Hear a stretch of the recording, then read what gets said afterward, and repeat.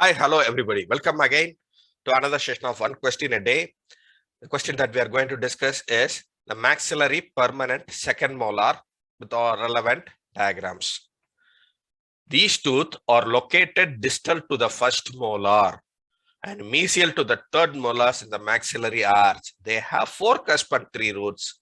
They exhibit considerable variation in morphology when compared to the first molar, and they supplement their first molars in grinding the tooth. The teeth notations in the universal systems, the right tooth is 2, the left tooth is 1.5. International FDI, right tooth is 1.7, the left tooth is 2.7. The right and left are the palmar notations. Like any other second molar, the first evidence of calcification begins at about this 2.5 to 3 years of age. The enamel completion takes about 7 to 8 years. The eruption happens only in 12 to 13 years, and the root completion 2 to 3 years after it. The mesio-distal dimension, length of the crown is about 7 mm, length of the root, mesiobuccal 11, distobuccal 11, palatal 12. Mesio-distal width of the crown, at the maximum, at the minimum, all dimensions should be written. Now going into the crown, from the buccal aspect, it is trapezoidal. The crown is more or less occlusally shorter, narrower mesial distally than the first molars. This appears more rounded than the first molars.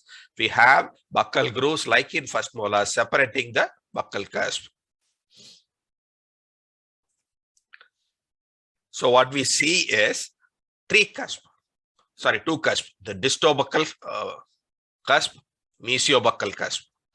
The mesiobuccal cusp is the longest and distobuccal cusp is the shortest. And we have the mesiopalatal cusp slightly being visible. Okay, we have 3 roots seen. We'll go into that deeply. Then we follow the mesial to distal outline. The cervical line is nearly straight with the central dip from the cervical line along the mesial outline till the contact area, which is at the middle third. It is uniformly convex. It follows a convex path from the cervical line to the contact area it causes. Then after it follows a straight outline to the cusp tip, which forms an obtuse angle. The cusp angles forms the obtuse angle. Okay, again, obtuse angle. The distal outline is entirely convex. Here it is convex, straight, here entirely convex. The cuspal angle inclinations are obtuse. So we have a longer mesiobuccal cusp, shorter distobuccal cusp, separated by a prominent buccal groove, which often ends in a pit. We have all the 3 roots coming up. We have the prominent mesiobuccal root, distobuccal root, which is short, less bulky as compared, but with the mesial tilt, the mesiobuccal root is bulbar. With the distal tilt, we have the lines, concave outlines. This surface, the mesial outline of the mesiobuccal cusp is convex. The distal outline is concave. The mesial outline of the distobuccal root is concave, whereas the distal outline of the distobuccal cusp initially is convex, then proceeds to become concave. And we find part of the palatal root also. From the palatal aspect, the crown is trapezoidal. The 5th cusp, the cusp of carabella, is absent. 2 lingual cusps are visible, namely the mesiolingual and the distolingual cusp, separated by a lingual developmental groove. So we have a light convexity to straight line with the slight convexity facing towards the root in the palatal surface. We have the mesiolingual cusp, the long mesiolingual cusp, and small and less developmentally distolingual cusp. Okay, the mesial outline is entirely convex. From this aspect, the mesial outline is entirely convex.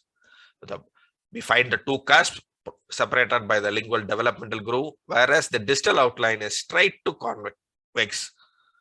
We find the prominent palatal root and parts of the mesiobuccal and the distobuccal roots. The mesial outline of the palatal root is entirely convex till the apical third, after which it forms uniformly slender and tapering. Both the mesial and distal outlines of the palatal root are uniformly convex till the middle third, afterwards they uniformly taper. Now going into the mesial aspect, the crown is trapezoidal in nature. Okay, with the contact area in the middle third of the crown. The crown is broader faciolingually but is smaller when compared to that of the first molar. We find a prominent developmental disturbance extending cervically from the mesial contact area to the entire root trunk, this area. So to going into that, we find the mesial buccal cusp and the mesiopalatal cusp, both ending at 90 degrees from this aspect. Okay, we find that both the cusps are having an equal height below the cervical area till the root trunk. We have a developmental depression. The cervical line is straight, nearly the buccal outline is convex. The palatal surface of the crown is more convex. Okay, we have two prominent roots being seen, the mesiobuccal root being broad, palatal root narrow from this aspect. The buccal outline of the mesiobuccal root is straight, whereas the palatal outline of the buccal root is straight here. For the palatal root, the buccal outline is concave, whereas the palatal outline is convex. So that is the mesial surface. From the distal aspect, it is trapezoidal. The crown is trapezoidal in nature. The contact area somewhere in the middle third of the crown. We find the two cusps, distopalatal cusp and the distobuccal cusp. No groove. We find part of the mesial cusps also. The buccal outline from this aspect is mildly convex, whereas the palate is convex. Root trunk is long as compared to the mesial surface. We find palatal root and the distobuccal root. The distobuccal root is in part of the mesiobuccal root also. The distal buccal outline is straight. The palatal outline of the distobuccal root is also straight.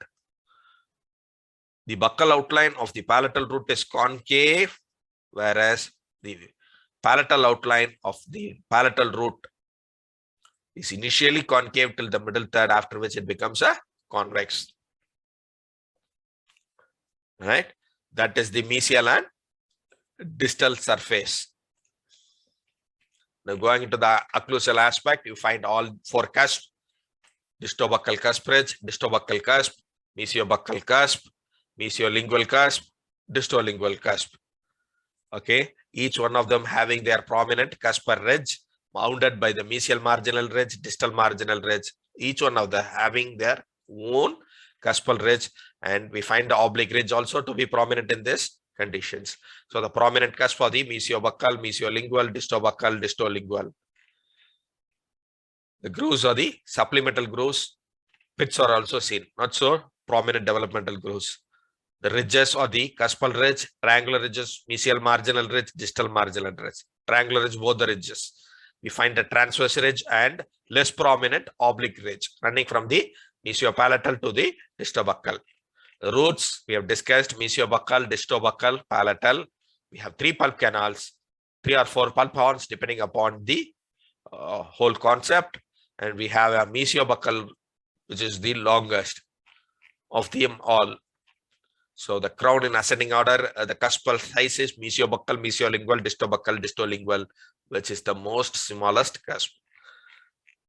You have to add a note on the embrasures. Also, with that, we come to an end on the discussion on the maxillary permanent second molar.